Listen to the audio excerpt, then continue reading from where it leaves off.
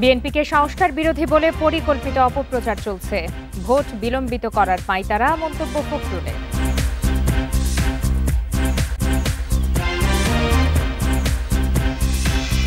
সংস্কারের আগে জাতীয় নির্বাচন নয় বললেন নাহিদ, প্রশাসনকে দলবাজি থেকে বিরত থাকার আহ্বান।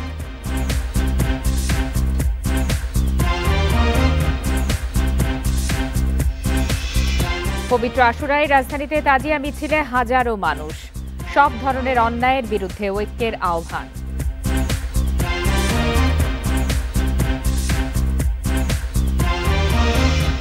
বেপরোয়া হয়ে উঠেছে আইন শৃঙ্খলা বাহিনীর সাবেক কিছু সদস্য, ৮ মাসে ৪৭ ডাকাতির ঘটনায় জড়িত।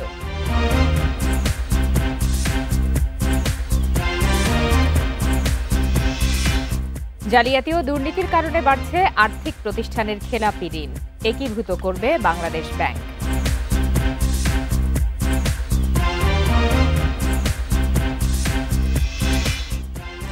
বিরতিহীন রাত ৯টায় বাংলাদেশে আপনাদের সবাইকে আমন্ত্রণ। সাথে আছি আমি ফারহানা লোপা। এতক্ষণ শিরোনাম জানাচ্ছিলাম, এবার বিস্তারিত। বিএনপি সংস্কারের বিপক্ষে একটি মহল এমন অপপ্রচার চালাচ্ছে বলে অভিযোগ করেছেন দলটির মহাসচিব মির্জা ফখরুল ইসলাম আলমগীর। গুলশান কার্যালয়ে সংবাদ সম্মেলনে তিনি বলেন, যারা নির্বাচন বিলম্বিত করতে চায় তারা গণতন্ত্র বা জুলাই বিপ্লবের পক্ষের শক্তি নয়। অন্তর্বর্তী সরকার দায়িত্ব নেয়ার পর থেকেই রাষ্ট্র সংস্কারে শুরু হয় দফায় দফায় আলোচনা। ঐকমত্য কমিশনের আলোচনায় যোগ দিয়ে মতামত দিচ্ছে বিএনপিও। জুডিশিয়ারির ক্ষেত্রে, অ্যাডমিনিস্ট্রেশনের ক্ষেত্রে, দুদকের ক্ষেত্রে এবং আরও অন্যান্য ক্ষেত্রে, যেমন নির্বাচনী ব্যবস্থার ক্ষেত্রে বহু জায়গায় আমরা একমত হয়েছি। সংস্কার ইস্যুতে বিএনপির সবশেষ মতামত তুলে ধরতে গুলশানে দলটির চেয়ারপারসনের কার্যালয়ে রোববার আয়োজন করা হয় সংবাদ সম্মেলনের। এতে দলটির মহাসচিব জানান, বাস্তবায়নযোগ্য না হওয়া সত্ত্বেও জাতীয় ঐক্যের স্বার্থে অনেক সংস্কার প্রস্তাবে একমত হয়েছে বিএনপি। স্বৈরাচার ও ফ্যাসিবাদের পুনরুত্থান রোধে আমরাই সবচেয়ে সক্রিয়। ব্যক্তি কিংবা প্রতিষ্ঠানকে অধিক ক্ষমতা দিলে যেমন ফ্যাসিবাদ কায়েম হয়, ঠিক তেমনি নির্বাচিত সরকার এবং সংসদকে ক্ষমতাহীন করলে রাষ্ট্র দুর্বল, ভঙ্গুর ও অকার্যকর হয়। সংস্কার সম্পর্কে বিভিন্ন রকম আপনার কথা বলছেন, যেগুলো সঠিক নয়। বিএনপি সম্পর্কে একটা ভুল ব্যাখ্যা দেওয়া, তার সম্পর্কে আপনার বিরূপ মনোভাব সৃষ্টি করার চেষ্টা, এটাতে লাভ হবে না। নির্বাচনকে যারা বিলম্বিত করতে চায় তারা নিশ্চয়ই গণতন্ত্রের পক্ষের শক্তি নয়, তারা নিশ্চয়ই জুলাই আগস্টের বিপ্লবের পক্ষের শক্তি নয়।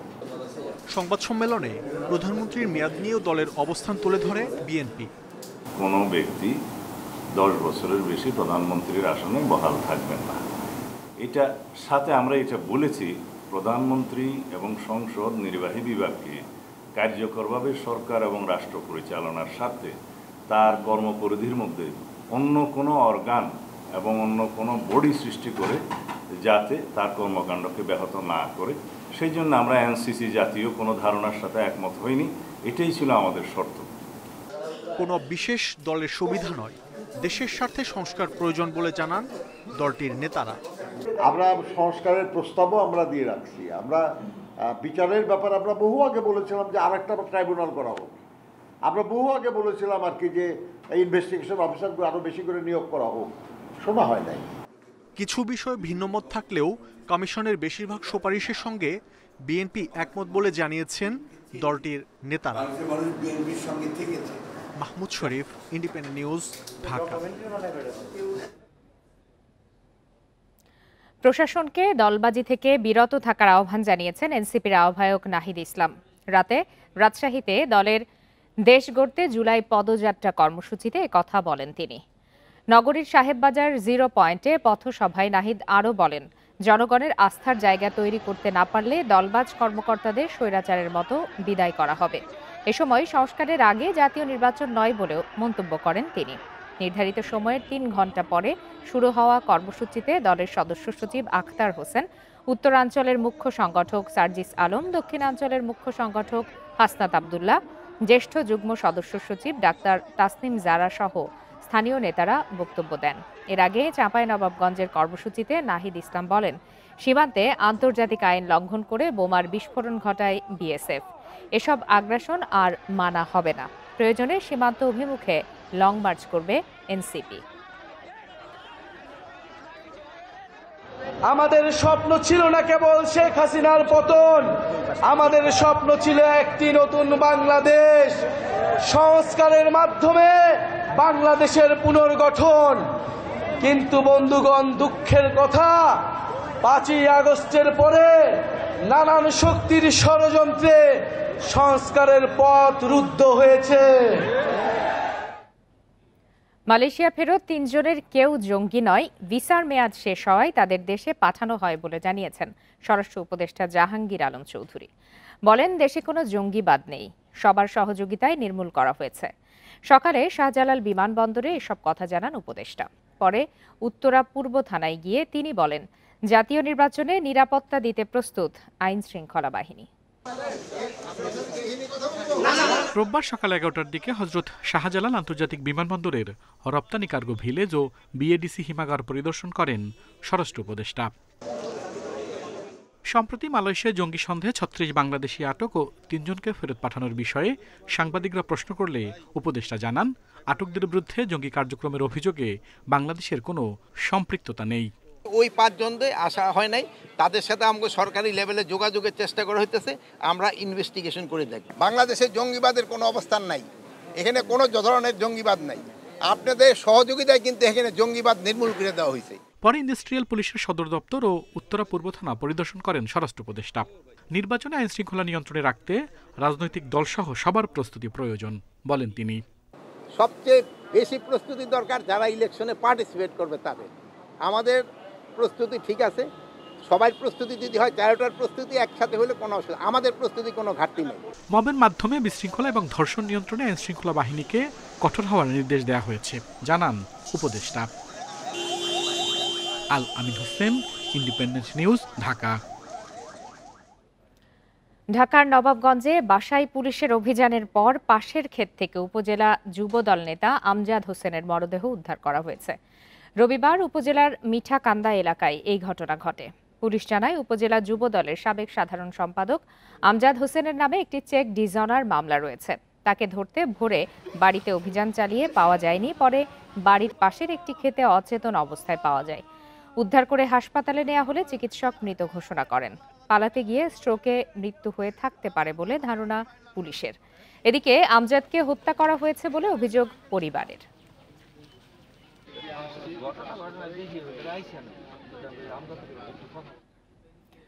কুমিল্লার মুরাদনগরে মা ও 2 সন্তানকে পিটিয়ে হত্যার ঘটনায় গ্রেপ্তার 8 আসামির মধ্যে 7 জনকে কারাগারে পাঠিয়েছে আদালত। স্বীকারোক্তিমূলক জবানবন্দি দিয়েছেন একজন। এর আগে ঢাকায় র্যাবের হাতে আটক 6 আসামিকে বিকালে কুমিল্লার আদালতে হাজির করে পুলিশ। এর মধ্যে 5 আসামিকে কারাগারে পাঠানোর আদেশ দেন চিফ জুডিশিয়াল ম্যাজিস্ট্রেট আদালত। এ সময় আসামি বাচ্চু মিয়ার 164 ধারায় জবানবন্দি রেকর্ড করা হয়। গতকাল সন্ধ্যায় সেনাবাহিনীর হাতে আটক 2 আসামিকে পুলিশের মাধ্যমে আদালতে হাজির করা হয়। পরে তাদের কারাগারে পাঠায় আদালত।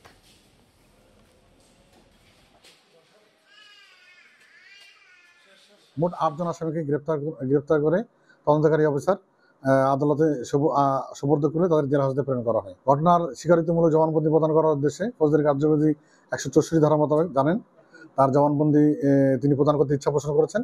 বিজ্ঞ আদালত তার জবানবন্দি গ্রহণ করছেন। লালমনিরহাটের পাটগ্রাম থানায় হামলা ও ভাঙচুরের ঘটনায় স্বেচ্ছাসেবক দল ও ইউনিয়ন ছাত্রদল নেতাসহ আরও 7 জনকে গ্রেপ্তার করা হয়েছে। এ নিয়ে 2 মামলায় 16 জনকে গ্রেপ্তার করা হলো। শনিবার রাতে হাতীবান্ধার স্বেচ্ছাসেবক দলের আহ্বায়ক নূর নবী কাজল ও পুলিশের কাছ থেকে ছিনিয়ে নেয়া আসামি বেলাল হোসেন সহ 5 জনকে গ্রেপ্তার করা হয়। বুধবার রাতে পাটগ্রাম থানায় হামলা চালিয়ে 2 আসামিকে ছিনিয়ে নেয়া ও পুলিশের ওপর হামলার ঘটনায় পাটগ্রাম ও হাতীবান্ধা থানায় আলাদা 2টি মামলা করে পুলিশ। এতে 54 জনের নাম উল্লেখ সহ অজ্ঞাত আরও প্রায় 700 জনকে আসামি করা হয়েছে।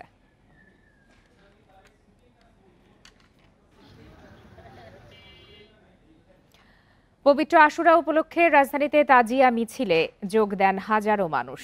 সকালে পুরান ঢাকার হোসনি দালান থেকে শুরু হয়ে ধানমন্ডির জিগাতলায় শেষ হয়। কারবালার স্মরণে মখমলের চাঁদোয়ার নিচে বহন করে নেওয়া হয় ইমাম হোসেনের প্রতীকী কবর। আশুরার আয়োজন ঘিরে নেওয়া হয় কড়া নিরাপত্তা ব্যবস্থা।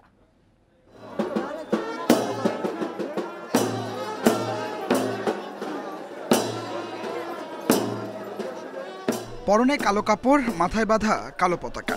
শিশু থেকে বৃদ্ধ সব বয়সী নারী পুরুষের কণ্ঠে শোকের মাতম। রোববার সকালে পুরান ঢাকার হোসনি দালান থেকে শুরু হয় তাজিয়া মিছিল। ধানমন্ডির জিগাতলা পর্যন্ত শোক আর প্রতিবাদে সামিল হন 6 থেকে 7 হাজার মানুষ। তারা বলেন, কারবালার প্রান্তরে মহান আত্মত্যাগ, অন্যায় অত্যাচারের বিরুদ্ধে সোচ্চার হয়ে ন্যায়ের পথে চলার সাহস ও শক্তির উৎস। সব ধরনের অন্যায়ের বিরুদ্ধে মুসলমানদের ঐক্যের আহ্বান তাদের। অন্যায়ের বিরুদ্ধে ন্যায়ের প্রতিবাদ আজকের শোক মিছিল। ইমাম হোসেনের যে 6 মাসের বাচ্চা আলিয়াসগার, ওইটা স্মরণে আমাদের ওই যে ঝুলাটা। আলা হোসেন সত্যের জন্য স্যার ঝুঁকাইছে, আমরাও সত্যের পড়তে স্যার ঝুঁকাতে রাজি আছি। এজিদ বাহিনীর তিনারে বেজুলুম কাতিল করা হয়েছে, ঠিক আছে? এই কারণে তারই শোক দিবস, তার অনুসারী করে এই জুলুস, এই মিছিল। আশুরার মিছিলের নিরাপত্তায় আইনশৃঙ্খলা রক্ষাকারী বাহিনীর সদস্যদের ছিল সতর্ক উপস্থিতি। এছাড়া ছুরি, কাঁচি, বল্লম, লাঠি বহনে ছিল নিষেধাজ্ঞা। আমাদের দুলদুল আছে, ঘোড়ার পাট আছে, এটা জারি মোবারক, এটা নিয়ে আমরা যাচ্ছি। এটা মানুষকে বোঝানোর জন্য যে আজকে 10ই মহরম, যে আজকে দিনে উনি যে জীবন দিয়ে যে ইসলামকে জীবিত করেছেন অন্যায়ের বিরুদ্ধে, যার ফলে আজকে মিছিলটা আমাদের। নফল রোজার পাশাপাশি বিশেষ ইবাদত বন্দিগিতে দিনটি পার করেন মুসলিমরা। হিজরি 61 সনে সত্য ও ন্যায় প্রতিষ্ঠার জন্য যুদ্ধ করতে গিয়ে শাহাদাত বরণ করেন মহানবী হযরত মুহাম্মদ সাল্লাল্লাহু আলাইহি সাল্লামের দৌহিত্র হযরত ইমাম হুসাইন এবং তার পরিবারের সদস্যরা। এই তাজিয়া মিছিলের মধ্য দিয়ে আবারও স্মরণ করিয়ে দেওয়া হলো, ইমাম হুসাইনের আত্মত্যাগ ছিল ন্যায় ও সত্য প্রতিষ্ঠার জন্য। Adilur Rahman, independent News, Dhaka. বেপরোয়া হয়ে উঠেছেন আইনশৃঙ্খলা বাহিনীর চাকুরিচ্যুত এবং অবসরপ্রাপ্ত কিছু সদস্য। 8 মাসের রাজধানীতে 47টি ডাকাতির ঘটনায় আইনশৃঙ্খলা বাহিনীর সাবেক 36 সদস্য ও সোর্সের নাম এসেছে। এর মধ্যে গ্রেপ্তার হয়েছেন অনেকে, তাদের সাথে যোগ দিচ্ছেন বর্তমান সদস্য ও সোর্সরাও। অপরাধী যেই হোক, কাউকেই ছাড় না দেওয়ার হুঁশিয়ারি পুলিশের। 14 জুন রাজধানীর উত্তরায় র্যাবের পোশাকে মোবাইল ব্যাংকিং প্রতিষ্ঠান নগদের 2 কর্মীর গতিরোধ করা হয়। ছিনিয়ে নেওয়া হয় 1 কোটি 8 লাখ টাকা ভর্তি ব্যাগ। প্রকাশ্যে এই ঘটনা ঘটলেও র্যাব ভেবে এগিয়ে যাননি কেউ। ওই ঘটনায় জড়িত 5 জনকে গ্রেপ্তার করে পুলিশ। উদ্ধার হয় 22 লাখ টাকা। তদন্তে জানা যায়, চাকরিচ্যুত পুলিশ ও সেনা সদস্যদের নেতৃত্বে হয় ডাকাতি। গত বছর অক্টোবরেও যৌথ বাহিনী সেজে মোহাম্মদপুরের একটি বাসা থেকে 70 ভরি স্বর্ণালংকার ও 75 লাখ টাকা লুট হয়। ওই ঘটনায় চাকরিচ্যুত লেফটেন্যান্ট কর্নেল সহ আইন শৃঙ্খলা বাহিনীর 11 সাবেক সদস্য জড়িত ছিলেন। গত 8 মাসে রাজধানীতে ডাকাতির মামলা হয়েছে 47টি। এসব ঘটনায় আইন শৃঙ্খলা বাহিনীর সাবেক 36 সদস্য ও সোর্সের নাম এসেছে। গ্রেপ্তার হয়েছেন 15 জন। যিনি কোনো অপরাধ সংগঠন করেন তাকে আমরা অপরাধী হিসেবে ট্রিট করি। তিনি আমার বাহিনীর কোনো সদস্যও যদি হয়ে থাকে তাকে কিন্তু আইনের আওতায় নিয়ে আসা হয়। আমাদের নিজস্ব মেকানিজমেও কিন্তু এগুলো ওভারসি করে থাকি যে আমাদের কোনো পুলিশ সদস্য কোনো অপরাধমূলক কর্মকাণ্ডে জড়িয়ে পড়ছে কিনা। বিশ্লেষকরা বলছেন, অপরাধের দৃষ্টান্তমূলক শাস্তি নিশ্চিত করতে হবে। যে যেখানে চাকরি করুক সেখানকার সব সুযোগ সুবিধা বন্ধ করতে হবে। অপরাধীদের নিয়ন্ত্রণ করাটা যেরকম চ্যালেঞ্জের, আবার এই শ্রেণীর অপরাধীদের নিয়ন্ত্রণ করা আরও বেশি চ্যালেঞ্জের। এখন প্রশ্ন হচ্ছে যে এটা তো হঠাৎ করে 2-1টি ঘটনা ঘটে নাই, এটা আগের সময় এই ঘটনা বহু বছর ধরে ঘটছে। তো সংখ্যার তারতম্য আছে, আমরা এই গত 10 মাসের সংখ্যাটা বেশি দেখছি।